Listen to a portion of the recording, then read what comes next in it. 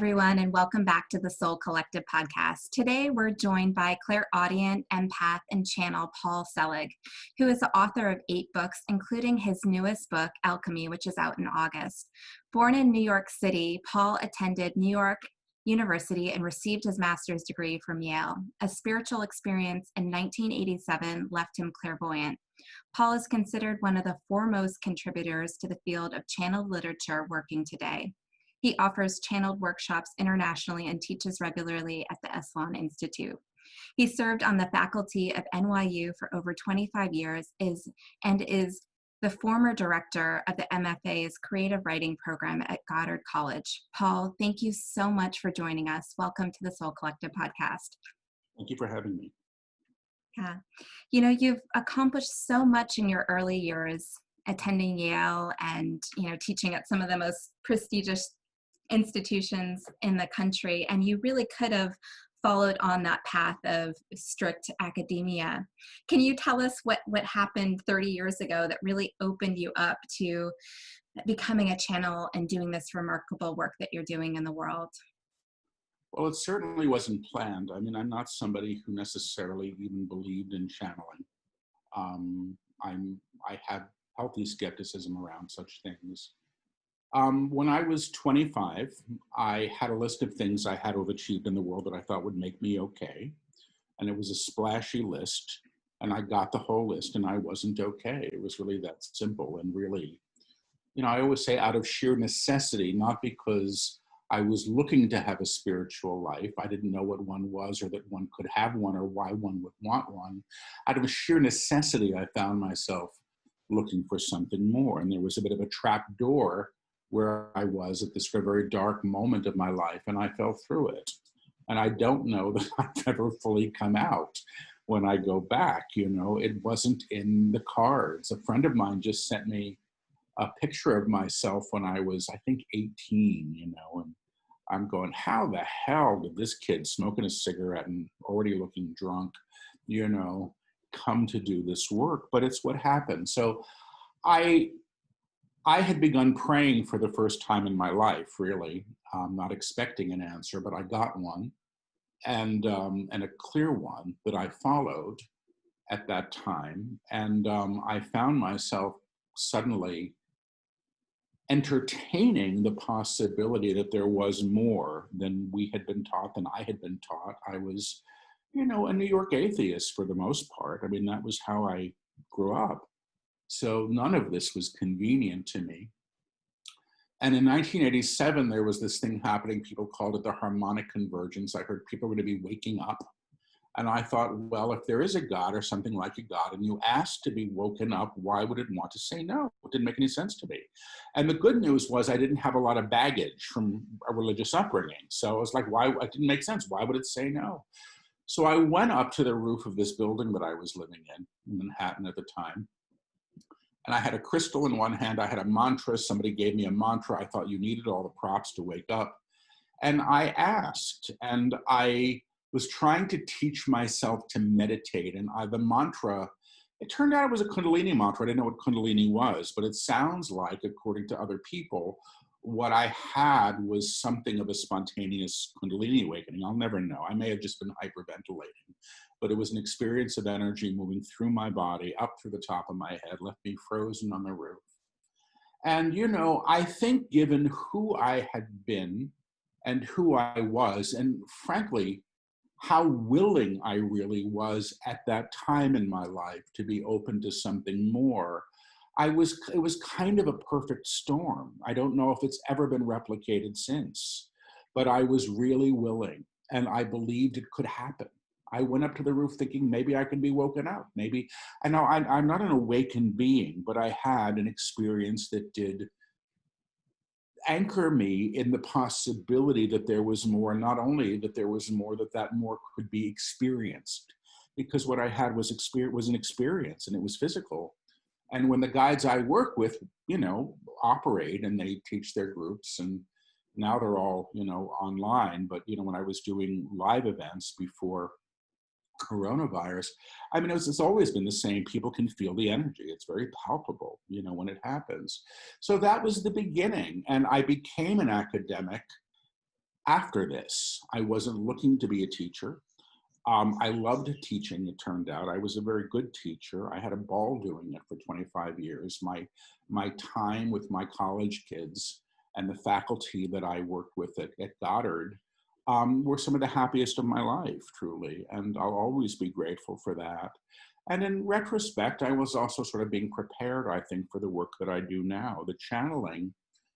As the clairaudience began, around 30, it was started kicking in after I studied a form of energy healing. And then it built to what it is now. And now the guides just lecture through me and dictate these books. Mm. Can you share a little bit about the in-between there in terms of your conditioning? I understand that you started out with energy healing and medical intuition. I've never been a medical intuitive, but I was, I studied a form of energy healing. When I started to open up psychically, I started seeing these little lights around people after this rooftop thing, and somebody sent me to a healer so I could get a context for it. And somebody else worked with me. And I was very poor in those days. So this guy would work with me for, 2 hours a week for like $20, $10 if that's all I had. And I started to open up more as a sensitive. I finally got the courage to ask if I could study. Now, I was studying something that is not being taught anymore, but it was, quite something. And the teacher was quite phenomenal. She's no longer with us. And nowadays, it seems like everybody's a Reiki master. You go for a weekend, it's sort of, you're done, and you've got to. And this was a very different time. This was 30 years ago. It was really not part of the zeitgeist. It wasn't part of the public conversation. And so it was very extraordinary, and for me, and to feel energy. And once I studied, I got invited to volunteer out of the blue at a center for people who were mostly, living with AIDS, dying. At that point, there was no cure, so people were dying, very quickly, and it was very awful. It was an awful, awful time. I was, 30 years old. My friends were sick. People I'd gone to school with were sick, and it was something that I could do. And I found that when I had my hands on people's bodies, I started to hear things for them. That was the beginning of the clairaudience. So if I had my hand on your neck and I heard the name Philip, I learned to say, "Who's Philip?" And you'd say, "Well, that's my husband, my boyfriend, my dog, the man who hurt me," And then all this energy would move. And when the energy would move, I would understand that I had been accurate. And I got to trust it after a little while. I began to trust that whatever the station that would play when I was working was somewhat reliable. And the channeling began shortly thereafter that, but not as it is today. I did a group that met in my apartment for about 18 years. And this is while I was having this academic life. I was not public. I didn't have a website. I didn't have a book. I didn't want people to know what I did, but it was what I did quietly. In this group, initially I wasn't planning to channel, but I began channeling the very first time people came over. And it was instructions on how to work with specific energies. That's what they first brought through. And I wasn't interested in the vocal teachings, the verbal teachings, because they were coming through me. I was very interested in the experience of the energy because it was so palpable when I was having it in a shared field with other people where you couldn't fake it. So if the guides were saying, everybody feel a hand on your forehead, and the whole room goes back, like Beetlejuice, like, whoa, what's this? It was kind of amazing. And I liked it. I liked it because you couldn't fake it. It was there. And in time, probably in 2008, they began lecturing through me. And that was after I quit smoking cigarettes. I've been a very heavy smoker. I had no intention of stopping. And one day the guide said, "We want to keep working through you, but unless you deal with this, we can't." So I dealt with it, and I stopped smoking. And then they began, lecturing, and the books came very, very shortly thereafter. Mm. Do you find that certain, toxins or chemicals can get in the way of doing this type of work? I'm who I am. I can't speak for other people. I don't drink alcohol. I don't do drugs. Tylenol PM's about the strongest thing I put in my system. If I have sugar, I don't feel that I'm as effective. I probably, if I were to really get rid of carbs and dairy and things that I know are not good for my body, just because, I'm heavy and I crave carbs and, sugars, I'd probably be even cleaner than I am. But I'm cautious around certain things. I have, friends that are psychics and very good ones that'll have a glass of wine and read. And that's just not how I can work. My abilities kicked in when I stopped drinking, which was when I was 25. I just, I stopped sort of numbing the radio that I am. And suddenly the radio was picking up broadcasts. And it was like, what the hell is this? I wasn't expecting that at all. So that's me, and I can't speak for others. Plant medicine is, part of the process for a number of people I know that have opened up in wonderful ways. It's not been part of mine. I don't discount it. I don't endorse it. I mean, there are many, many doors to walk through, as we awaken. And it's not for me to decide which are the good ones and which are not. At least for others. Did you ever find along this journey that your ego really got in the way of being out there in a public way doing this work? Every day, and in a different way than you might think. When I was probably about 29, I was told by two different psychics, actually, in 29, 30, 31, that my work wouldn't kick in until I was in my late 40s. And I was like, why would I have to wait so long? I was, and somebody said to me, you've been veiled for your own protection. And in retrospect, I understand that, my ego would not have been able to handle this. I don't think I'm very special. I don't think I'm especially evolved. I don't walk around holier than thou, God forbid. It's just, I show up, I do my work as best I can. That's my job, is to show up and do my work as best I can. When I was new to this work, I had an investment in how I was being seen for it. So I didn't think I was allowed to have any problems. I thought everything should be solved already. It was a miserable place to go to, and a place that I hadn't come to because I didn't know at the time that in order to work through your stuff, you've got to look at your stuff. The guides I work don't teach spiritual bypassing. They basically say, if you're, they say, if you got a dead body in the basement, it's going to stink up the whole house. So you got to get rid of it, and that's not fun. Who wants to look at their stuff, So the ego now for me plays a different part. I don't feel that I'm designed for public use. I'm shy socially. If you invite me to a party, I'll probably stay in the back of the room. If I'm hosting a party, I'm okay because I'm in a role. And I learned that being a teacher. You show up for your class, and this is the job, and this is the honorable thing. You're supposed to know your subject, and you're supposed to open your mouth and not be frightened of, what the students think. You're not going to be a good teacher. So I learned the skill set that allows me to show up for this over the years.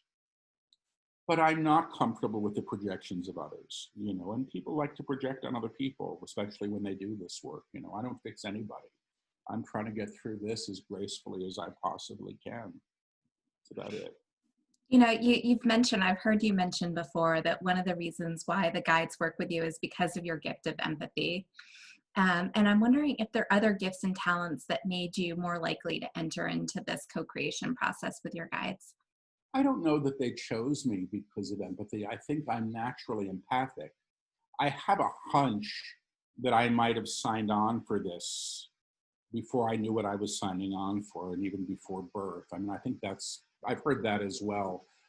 But I'm highly clairsentient, and people call themselves empaths. And if you're an empath, you're clairsentient. My clairsentience is something I wasn't even aware that I had. People weren't talking about these things. I just knew that I felt a lot. So one of the things that I'm able to do, and it's part of my practice as a psychic, much more so than as a channel, it's not needed as a channel, is I can step into other people and basically sort of become them. So if you're having a problem with your relationship and you give me your partner's name, I can probably step into your partner. I may begin to look like him, and I can hear, and I'm pretty accurate. It's like I'm a switchboard, for whatever needs to come through. When I'm channeling the guides, they're operating through me. I'm the radio that they're playing for. So That's my work. The other abilities, I don't know, I'll say this, it's funny because I'm here in Maui right now, although I live in New York City. And I've recently met a number of people from the community that was, surrounding Ram Dass, the teacher. And I'm meeting these people that are so wonderfully devotional, and their hearts are so full of the desire for God. It's humbling to me to be around that. And I remember being like that when I was in my 20s and 30s. I mean, when you have an experience of more than is in 3D and a real distinct experience, whatever it may be, it kind of changes everything. It really does. And for me, and at that age, it's all I really wanted was to know this more, to be in this more. It's like, when he speaks of the beloved, it was the beloved.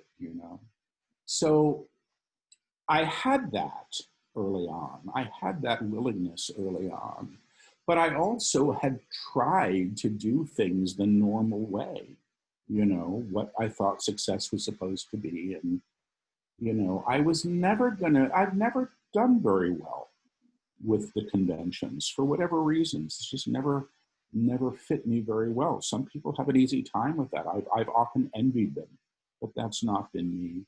So I don't know. I developed compassion through my work teaching.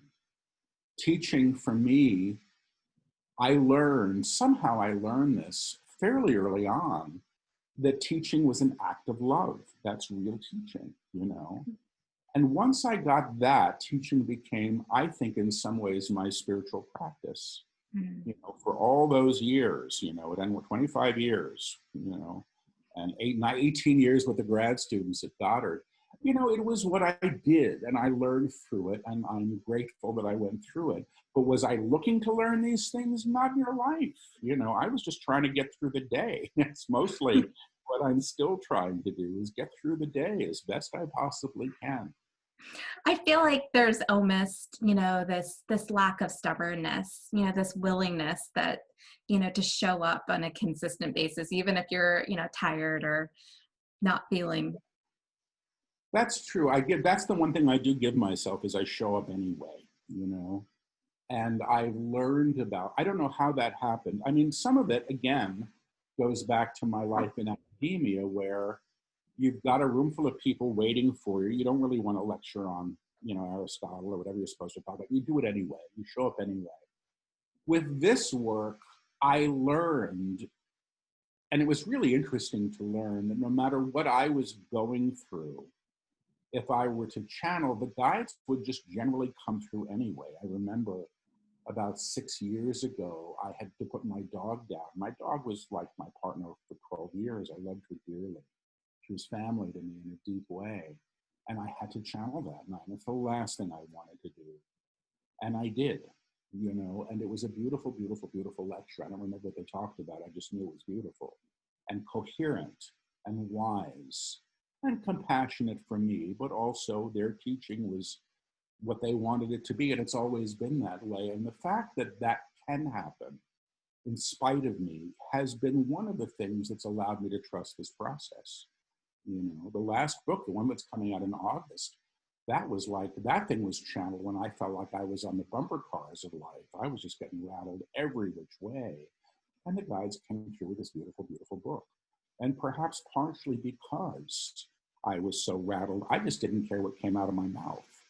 And if you're a good channel, that's part of the reason, that's part of the way you work. You can't really care what the transmission is. You have to be present for whatever it is.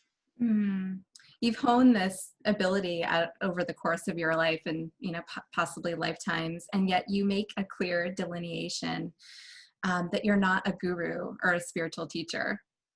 Why is that? Because I'm not, I've come to a place where I can explain the teachings of the guides to people that don't understand them. And I'm comfortable doing that. But I can't say, and although I do my best, I do my best not to take actions in fear. I do my best not to judge other people. And, you know, to act on the teachings of the guides. I don't know that I'm their best student, you know. The biggest problem I've always had being a channel is that I'm the channel. And the teaching that comes through me is being spoken with this body, through this mouth, these lips, you know. And I have a different relationship to it consequently than somebody who's reading the book or hearing it on Audible and can sort of have their own, you know, sort of level of discernment about the work. And I want everybody to have that discernment. It's important. What I don't want is others' authority. I'm not interested in it. Or projections. I'm not interested in it, you know. I'm happy to show up for this as I do it. I think I have an odd skill set and maybe a well-developed skill set that comes from having honed it, as you said, over time. I mean, people sometimes think that I showed up in 2010 when the first book came out, but you know, the channeling was going on I was developing for 18 years before that, and that was important that I went through that process. And that was a process of saying, I never want to do this again. This is all full of crap. What's channeling, walking away from it, coming back, all of those things. This is nothing that I aspired to. Sometimes people say, oh, I want to be a channel. I go, are you crazy? You know, and I don't mean that to discount what I do or what channeling is. But truthfully, if you're really an authentic channel, there's no real glory in it.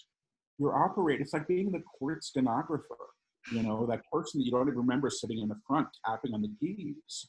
You're taking the dictation. That's what channeling is, and not messing with it. You know, I read something, and I don't read other channels' work, but occasionally things flow through my feed. And I read something like this morning that was called channeling, and it was all about the current world situation. And I went, you know, this is astral stuff.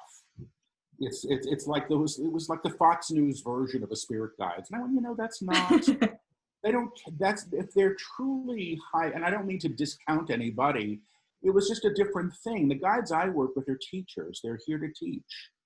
They don't care, I think, if I ever find a partner. I don't get that they care. People say, what do your guides say I'm supposed to do for a living? I don't think they care. I think that they care about how we develop, that we're in our integrity as best we can. And none of us are perfect with this stuff. I'm certainly not.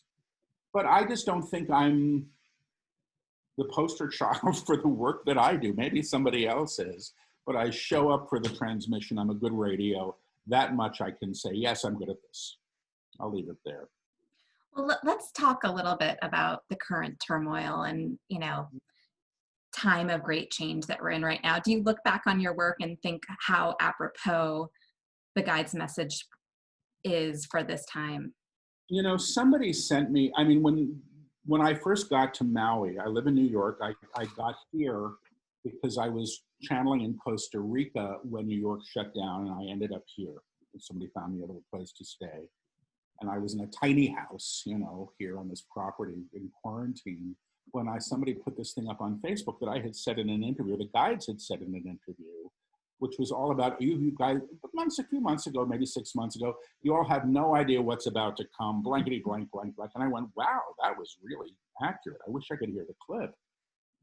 In retrospect, they said in 2010 in their first book, it was channeled in 2009, I Am the Word, they say humanity is at a time of reckoning, and a reckoning is a facing of oneself and all of one's creations. And the teachings have played this note increasingly in the last several years. There's a video that's up online.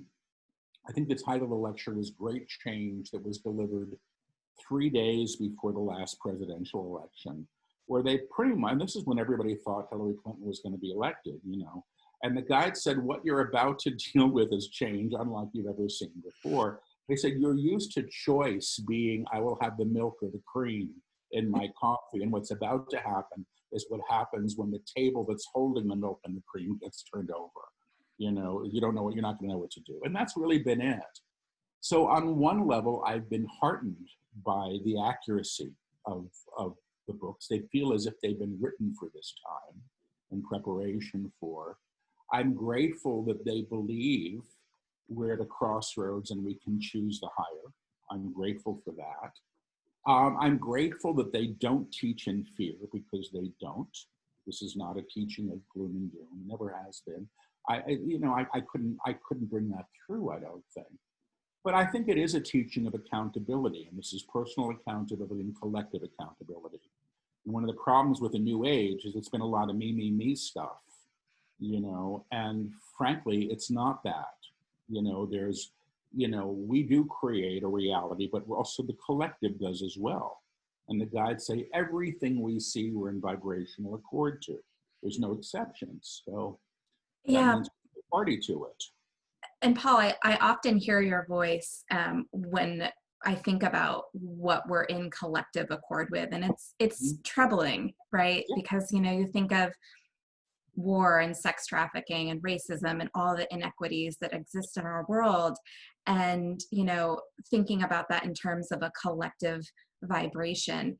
Do you focus on that at all, or are you really just focusing on raising the octave?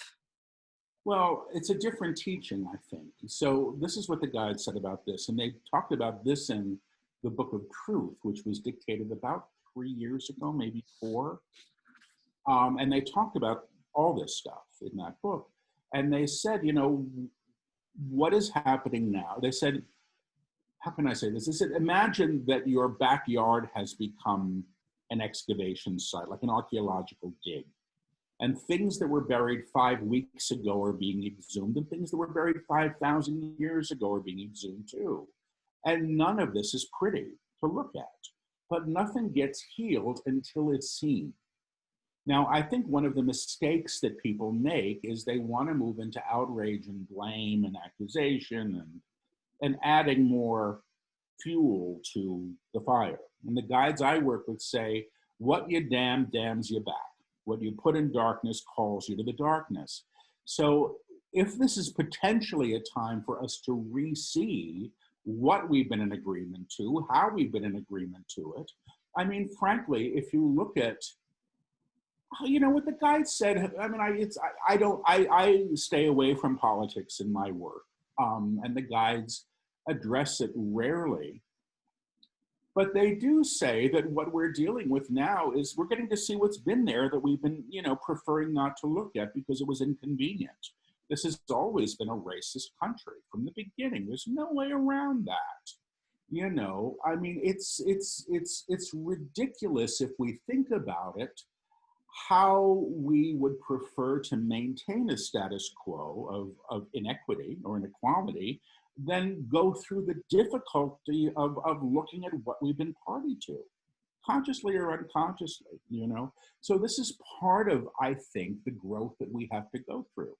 How we choose to attend to this growth, I do think is up to us. That's where we have some choice.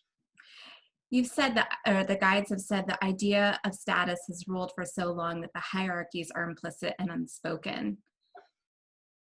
You've agreed to it by ignoring injustice. And do you really see this elimination as hierarchies as necessary in order for our species to evolve? Well, this is I hear from them, yes, absolutely. But I hear it's what you know of as a hierarchy that needs to be changed. You see, it's kind of, this is what they've said, you can fix the roof on a leaky house for so long. There comes a time when the house needs to be torn down and needs to be built on a new foundation. That's all, But if you're still pretending that the roof isn't leaking, you're going to be in big, big trouble, And it's pretty clear right now in this country, in many, many different areas, the roof is not only leaking, it's falling in on us. And so we're going to have choices to make. So yeah, the guides did say that. And, they've been saying this kind of thing for a while. It's funny, but it was around, I think the Book of Truth is when I began to hear what to my mind sounded like calls to social action in their work. And I was like, what is this? And the guides would say things like, go through your closet, and what don't you need and why haven't you given it to somebody who needs it? And I'm thinking, oh my God, people are going to throw this book away fast. None of their teaching, though, has ever been very convenient to our comfort. I don't think that they care about our comfort. And I think collectively, yeah, it's like we've all been thrown off the couch. And, you know, we've been sitting for so long, we don't even know how to walk sometimes. So we're all wobbling around, grabbing at the wall. There's something to hold on to. But truthfully, the status quo that we've had, I suspect, may not be returned as we've had it. And I hope it doesn't in many ways. There was a tremendous amount, you know, that needed attention. And, you know, you named some of them. I think it's how we go through this process, how we lift things or bring things to the light that may have to do with how we sort of survive this, you know? That's really it. I mean, you give somebody a stick, somebody can build a house with it, somebody can kill somebody with it. It really depends on how you use the tools that you've been given. Yeah, because, you know, the guides, when they talk, it sounds like seemingly a lot of loss.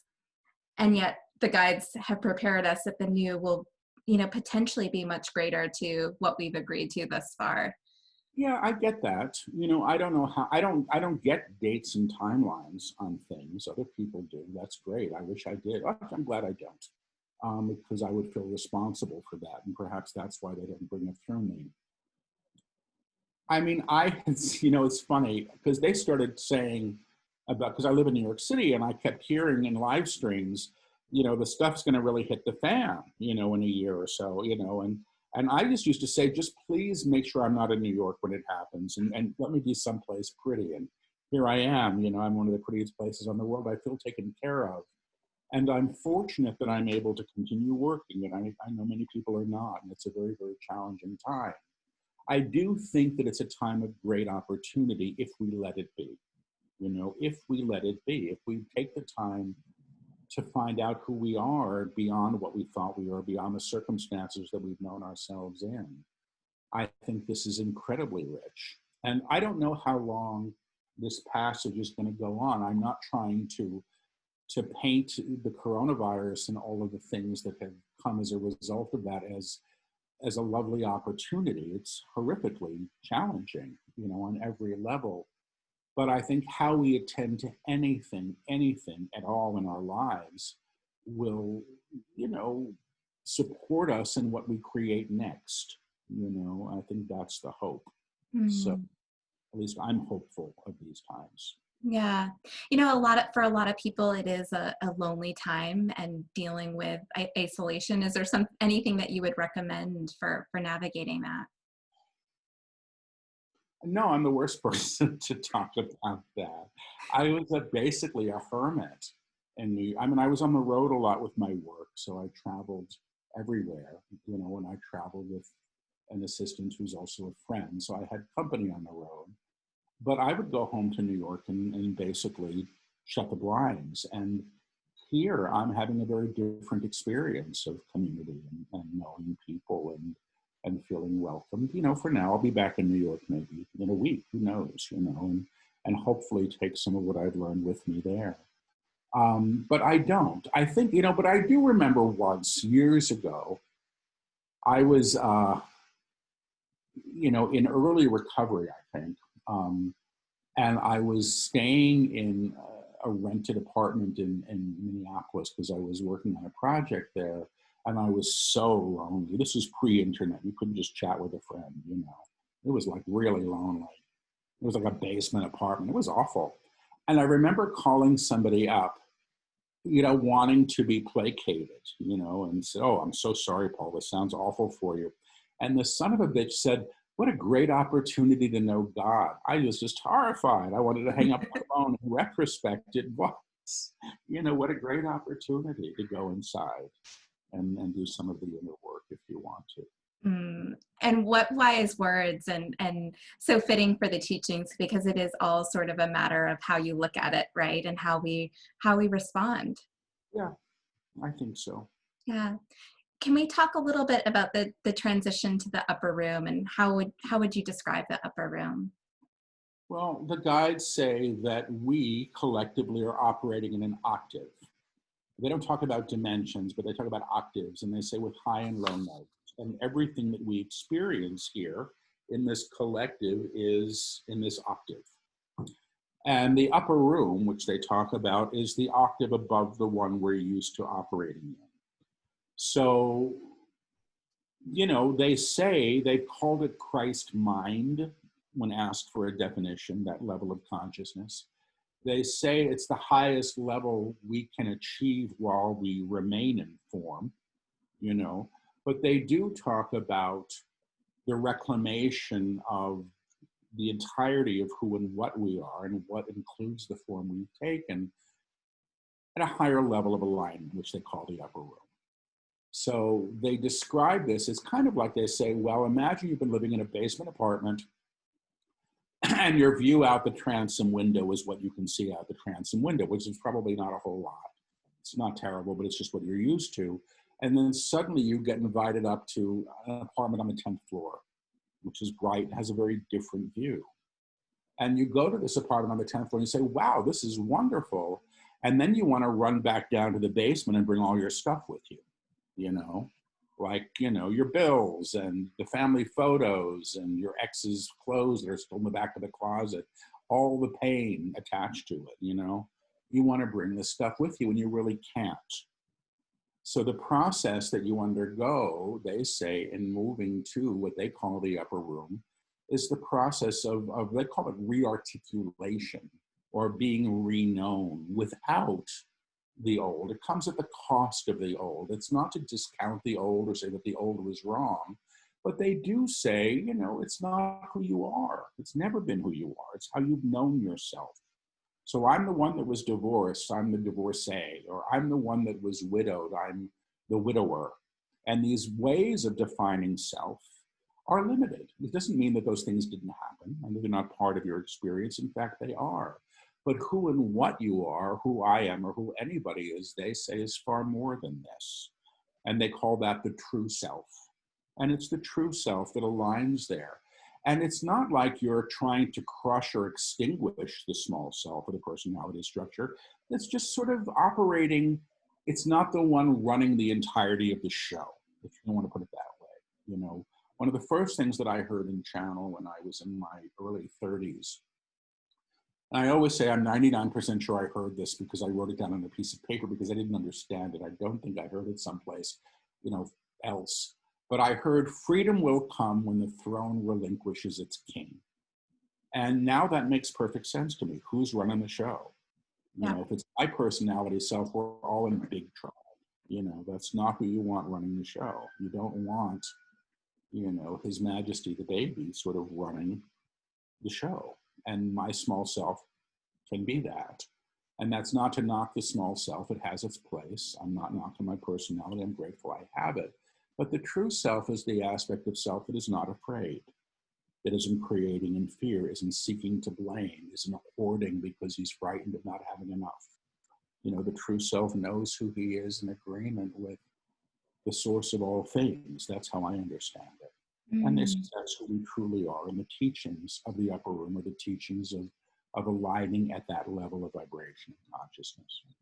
What are some things that we may have to give up entering the upper room? I mean, it's a lot. I mean, I think it's the need. I mean, honestly, fear is the big one. And that doesn't mean we don't have it, but it doesn't mean, well, they say actually fear doesn't really exist in the upper room. If you want to go back and have it, you can go back downstairs. But my need to be special, and that doesn't mean that we're nobody, you know, everybody's unique, but my need to be seen in a certain way. Basically, all of these other things are fear-based, you know, greed, my need to judge others. That's a big one. They say again and again and again, you can't be the light and hold another in darkness. It's just not possible. But we want to do it. And then we pat each other on the back, or we all pat those we agree with on the back about defaming or, you know, damning those people over there. If we want to do that, we can, but we pay the cost. That's war. They say that's how every war starts. And the big thing that they say that we have to let go of, which they say is the root cause of all of our problems, they say it's the denial of the divine. Every problem they say we have as a species can be boiled down to what they call the denial of the divine, which is saying that God cannot be where the problem is. Mm. You know, because if there is a God, and they say there is, it's all things, and it must be seen as all things. To say that God can't be there is to deny the omnipresence of the divine. Now, if you claim the divine where there seems to be lack, they say you can re-see or re-know what is seen. They call that alchemy, and that's what their next book is about. So we'll see. Mm. Such a beautiful teaching. And really this process of countering darkness in oneself help, Mhm. is a process of helping others to do the same. Yeah, I Yeah. believe that. It's not a selfish teaching. It's not the teaching of getting a fancier car, or a partner, or it isn't that. Some days I wish it was. I always say there's a reason I'm not doing cruise ships. It's not that teaching of stuff, and there's nothing wrong with that. They're just teaching something different. Mm. Teaching source of supply and alignment to that, so that even what we think. The guys say that they put it this way: there's nothing wrong with a house on the hill. Somebody gets to live there, but why do you want it? And people are very busy trying to get what they think they should have to make them happy, as if it's going to be something external. We're at a time right now where the systems that we've trusted in seem to be failing us. And then that gives us the opportunity to perhaps find something more authentic than what we've been sort of claiming as gods, whether it be one's career or, whatever we make our God is going to fail us, I suspect, if it's based in, something that's transient, Mm. career. And that really seems to be the teaching of your newest book, Alchemy, is this transition and taking off the masks and really the transmutation. Yeah, it is. I mean, it was the hardest book for me ever to sit through a channeling of. I found out an hour before they start. I mean, I don't know when they're going to start dictation. They just say, this is in the book. This is introduction. Go, oh my God. I found out an hour before they started, maybe an hour and a half at the most, that a friend of mine from my academic life had taken his life. And I was stunned, and I walked into the classroom, and the guide started a book that day. And I have to say, I remained stunned by one thing or another through the several months of sessions that it took to do the book. And at the time, I thought the book would make no sense at all. But I don't get to edit. I don't get to go back. That's been one of the rules thus far in the teachings. I don't get to go back and take out the stuff I don't like. But when the book came together, and I actually read it when it was typeset, by the publisher, and I had to do a proofread, I was amazed at how coherent it was and really how loving it was. And so it was dictated as it was dictated. Good news is, it didn't have a lot to do with me, or maybe it had everything to do with me. And that's where I needed to be for this to come through.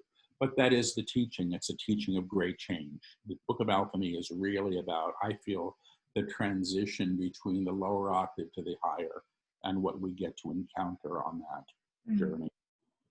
Yeah, it's a beautiful book.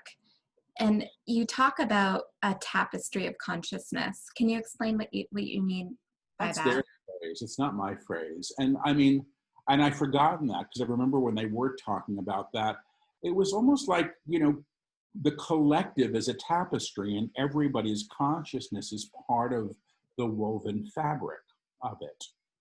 And so we're all contributing to this collective reality that we know through what we think, what we believe, how we know things to be. So, when they used to say things like, you're in accord with everything that you see, I used to object. And I'd say, well, does that mean I created the war in the Middle East? And they would say, no, but you're in accord to it. Because you know of it, your consciousness is informing what you see. How you hold that in consciousness informs the matter, the thing that the war is. And when you lift to a higher alignment, you actually can lift what you see. So they call it, say, to the upper room, which is the act of the alchemist. It's realizing the spirit that is informing matter. That's what they talk about. So that's what I remember about the tapestry, the threads running through everything. But you probably read it more recently than I, so you may know more. Well, what I'm curious about is really, how do you anticipate maintaining balance between these two realms as this divide is accentuated? I don't know. I think they started teaching this last Wednesday. I do these live streams on Wednesday nights, and they did teach the permanence of the upper room. And I thought it was for the book because they started dictating a new one. And I was so relieved when they said it wasn't in the book, because I was like, I'm not ready to deal with this yet. So I suspect that's where they're taking us next. I don't know. I don't have the answer yet. Perhaps I will. This is where they're going in the teaching, and they only give us the next step in the book that we're ready for. So I think this is the next book, because the next book, they're already calling it the kingdom. And the kingdom, they say, is the realization of the divine in all things. So to operate in the kingdom is to operate in the presence of the divine. And they say the upper room is where you enter from. So I hope it will be answered then. I don't have the answer today. Hmm. The guides talk about the intention to know one's abilities. And I imagine that must be different, than what we think of traditionally when we wear masks and we have, different identities. How do you interpret that? The intention to know one's abilities? Hmm. I don't know what that means. I'm sure they said it, but I don't know what they meant. I kind of think of it as like our inherent gifts, like empathy and compassion and Well, they talk a lot about being in one's knowing. And, one of the claims in the attunements that they offer is the claim, I know how I serve. And they say that's claimed by the true self, who does know. They say the small self thinks, the true self knows. And how one serves, they say, is how one is most fully expressed as the true self, which then must be in use of those abilities that we have. So I'm probably never going to be, a guy to swim the English Channel. I'm not going to be a basketball player. I'm not tall enough. I mean, there's things. I'm not going to be a ballet dancer at this time in my life. But there are things that I do have, and abilities that I do have, that I think get used in my work, and I think we all do have them. So if your question is how do we know them, ask to be shown. I hear ask to be shown. And then don't expect them to be what you want, because that's where we get screwed up. We think it's supposed to look or be a certain way. It's often very simple. It's often what we're already doing, I think, and just don't think about as, a gift or an ability. Yeah, that makes sense. The guides also say that there's much easier ways to learn from fear, but, we live in a society where fear seems to be so pervasive. Yeah, we do. I think there's a difference between fear and prudence. I think prudence. The guides say, if you're going to go swimming, and the sign says shark-infested waters, prudent not to swim. It's really simple. That doesn't mean you're being controlled. It means it's prudent not to swim. It doesn't mean I don't want to get eaten by a shark. I don't have to be. I don't have to be frightened of it if I don't go in the water. It's kind of simple. So there's prudence and then there's fear. And the action of fear is to claim more fear. And I look at my life, and it's an easy thing for anybody to do. You look at every choice you've made in fear and see what it gets you. And probably it's more fear. Prudence is something different. So, I came of age during the AIDS epidemic, and people learned what safe sex was, and people stayed alive because they practiced it. That was smart. It wasn't fear-based, it was prudent. It was a smart thing. It's like, having an umbrella in the rain. You can get wet if you want to, you don't have to. I can swim with a shark if I want to, but if I don't want to get eaten in half, perhaps wait till the sharks are going someplace else, or go find a better beach. All of those things are possible. So I don't know if I've forgotten your question now, because I went on a tangent. But I did my best with whatever it was. So Yeah, that's a great answer. And I think recognizing the difference between fear and prudence or awareness is really important. it's discernment, finally, is the key. That's all it really is. Yeah. With all of the work that you're doing in the world, what do you do for yourself for balance and to stay centered? Well, because I'm where I am, I'm swimming, which I loved. And I'm fortunate to have, because I'm a New Yorker, I don't even know how to drive, so I'm out here and I'm really dependent on the kindness of strangers. But every day I get in the ocean and I couldn't be happier. And it's funny because when I was a kid, I loved the ocean and I loved to swim. And then when I got older, I just didn't go, or I didn't have the money to go or a place to go. And then I got heavy and I didn't want to go. And now I get in the water with my heavy, badass self and I'm having the best time in the world, I have to say. So that's my newest gift, is being back in the ocean. And I'm learning strangely here what self-care is in a way that I don't know that I've had to, because I've had to become in other ways much more self-reliant. I can't just call downstairs for a pizza, like I could in Manhattan, or, I'm having a very different experience of being in the world right now. And what with that is coming an awareness of what gives me comfort and what gives me peace.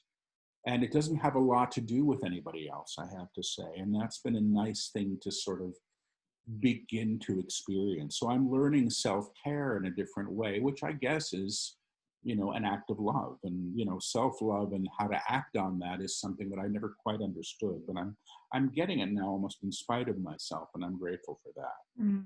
What a beautiful gift.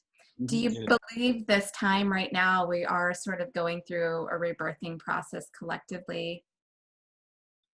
I mean, I think it's an opportunity. I think people are going through very different things.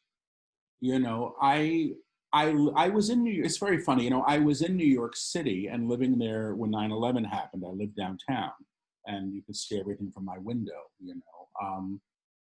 I was in New York during the AIDS epidemic when people were dying right and left. And I've sat through times of collective change before. And I think some of the changes have afforded us opportunity that we've taken. And I think other of these things we've managed to ignore and perhaps not reaped the benefits in consciousness that we might have. I'm hopeful for this time, but people are having very different experiences. If I was out of a job and I had 3 kids, and I had a mortgage due, I might be having a very different experience than I am right now, and I respect that. And so I'm certainly not trying to allow my experience to dictate what others should be. I've been there, though. God knows, I know what it's like not to know where the meal is coming from. So I think this is a time of opportunity. How we take this opportunity is up to us. Learning perhaps who we are without what we've used to define us externally is one of these opportunities. I think learning who we are as a country and who perhaps we have been that we've chosen to ignore is perhaps another opportunity. And I don't think any of this is comfortable, and it's probably all necessary. The guide said, everything needs to be seen in order to be reseen, or reseen in a higher way. You can't lift what you're denying. You can't change it, and if you're refusing to see it for what it truly is. Mm. For anybody out there that's going through a particularly difficult, challenging time right now, do you or the guides have any words of wisdom for navigating this time? I don't. Let me see if the guides do. Thank you, yes. I hear thank you, yes. They're saying allow yourself to feel what you feel, high, low, and high, low, and in between them, and do your best. And then do your best. Do your best to honor yourself. Do your best to honor yourself in spite of conditions, in spite of conditions, in the face of fear, in the face of fear, in the face of challenge, in the face of challenge. Do your best simply means do your best simply means show up as you are. Show up as you are and learn the lessons of the day, and learn the lessons of the day that the day offers you, that the day offers you. Every day something new. Every day is an opportunity to learn. You will learn well. You will learn well if you are willing to be taught, if you are willing to be taught, period. And the same period. Mm. Thank you. Thank you. Paul, this has been an amazing conversation. Where can people go to find your website, social medias, or anything that you want to Sure. promote? My website is my name, Paul, PaulSelig.com. There's a calendar of events. They're all online. There's a 5-day online seminar coming up this month. There's room in that still. I channel most Wednesday nights online. I'm on Instagram and every other place pretty much. So I'm found if you want to find me. Okay. Wonderful. Thank you so much. Yeah.